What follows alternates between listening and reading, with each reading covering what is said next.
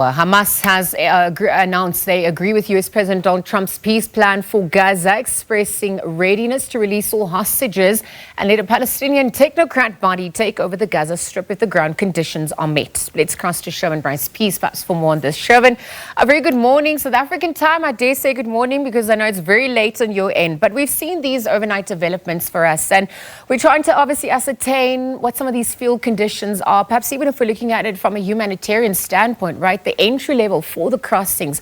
Talk to us about this 20-point plan, what's been met, where to from here as well.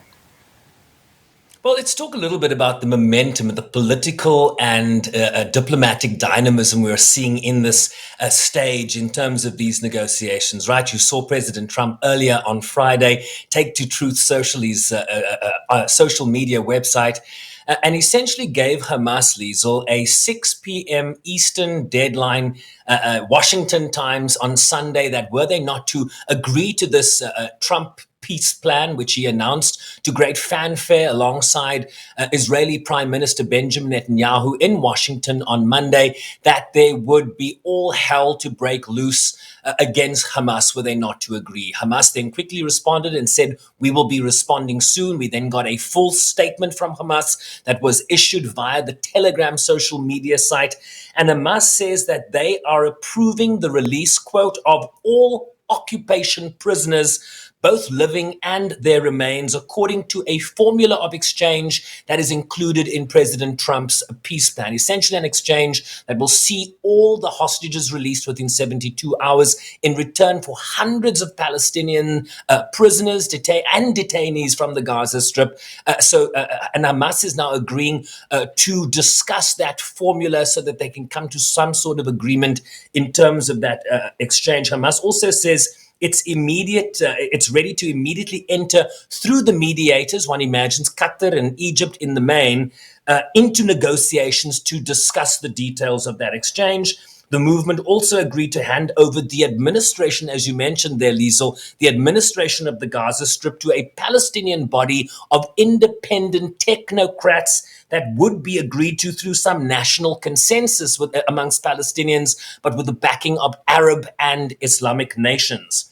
As far as other issues, they say, related to perhaps the governance of Gaza and the future of the Palestinians' inalienable rights in Palestine, this, they said, would have to be discussed within a comprehensive Palestinian national framework, which Hamas says, Liesl, it intends to be a part of. If you look at Donald Trump's 20-point plan, there is some talk about how Hamas and various factions would not be part of any future governance of Gaza were this peace plan to take hold. So there are some disagreements, there are some nuances, but let me tell you, there's been a positive reaction from Donald Trump. He took to Truth Social. Initially, he said, based on the statement that Hamas issued, I believe they are now ready for a lasting peace. Israel must immediately stop the bombing in Gaza so that we can get the hostages out safely and quickly.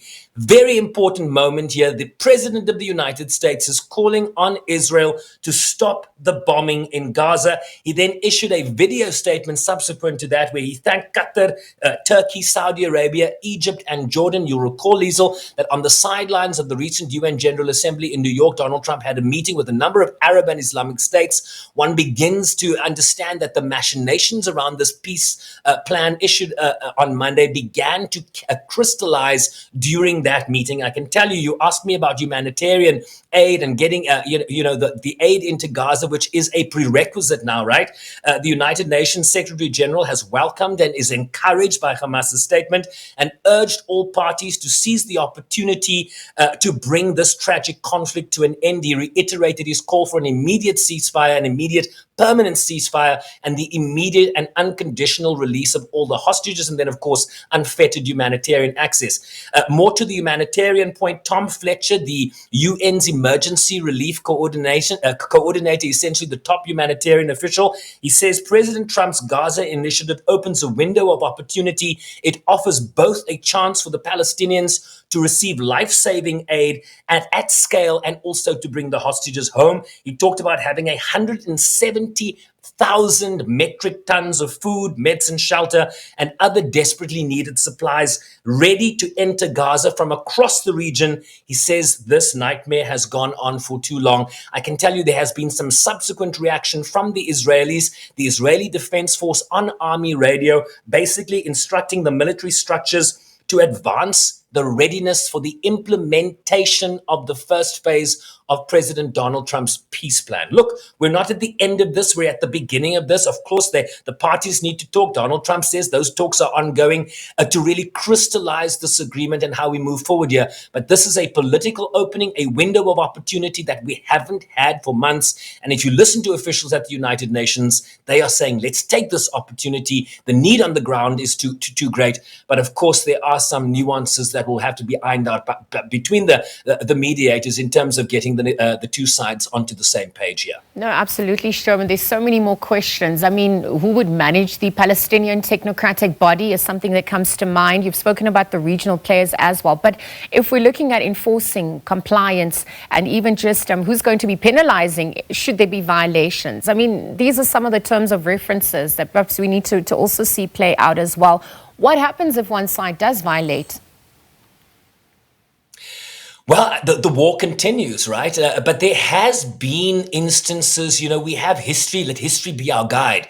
There have been instances where ceasefires have been agreed to, where there's been a hostage for Palestinian prisoner exchange. There has been a scaling up of humanitarian aid during that, 6 weeks or however, whatever the length was in terms of the last truce we had there. So the UN says we know how to do this based on our past experiences.